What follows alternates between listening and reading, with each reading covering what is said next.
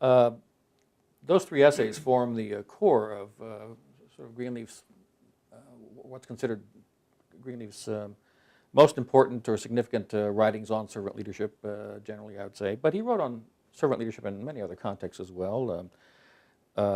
With youth, Have You Dreamed Deferred? In the religious context, the servant as a religious leader, seminary as servant, spirituality as leadership.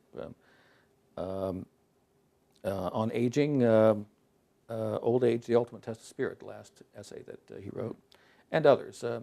The question is, are there any of his other writings that have had a particular influence, maybe even a profound influence on you? That's great. Now, and I'm going to ask you if you remember the title of it, but it's the one where he does Robert Frost's poem Directive. Is it An Inward Journey or the... It's a chapter in the book called An Inward Journey. Yeah. Okay, yes, and on directive. So I'll talk on that one. So among Greenleaf's essays, he's written many that I love. The one that I love the most is not The Servant as Leader, though I love that one. The one I love the most is An Inward Journey, which is a chapter in the book Servant Leadership. And that chapter, I think it's the final chapter, actually, but that chapter is about Robert Frost's poem Directive.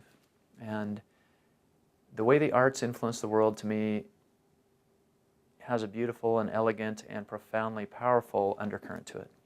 And I love it that Greenleaf was interested and invested in the arts and understood deeply the artistic expression, was artistic himself, and had a very thoughtful and artist's way of looking at the world. He had an artist's eye, in my opinion. And you can see it directly in that essay in Inward Journey, where he basically does a beautiful critical look at Robert Frost's poem.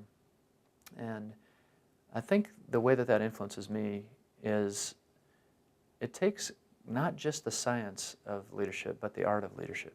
And Greenleaf did have both. He had the ability to work with the entire development of future leaders at AT&T from a very quantitative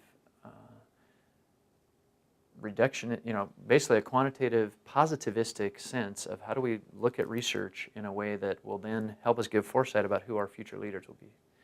And that way that he did that would generally be housed in something that we would call reductionistic and positivistic, and maybe the accusations against hard science or social science that is oriented towards quantitative would be over linear, doesn't allow for the mystery, doesn't allow for the circular.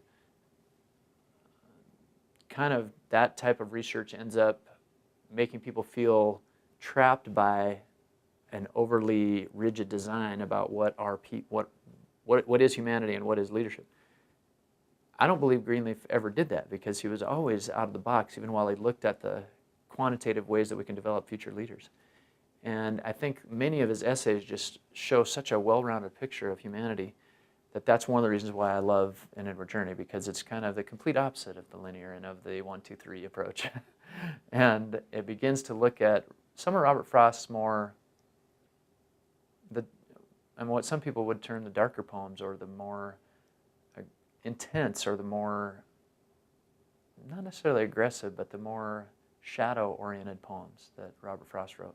I think his most famous ones, you don't directly see the shadow, but many of his poems in his body of work have such a inherently wise way of looking at the shadow, and I think Greenleaf recognized that, so he picked one of the poems, which is basically a poem about how do we deal with the depths of darkness that do approach our lives when we do feel cut off and burned and desolated.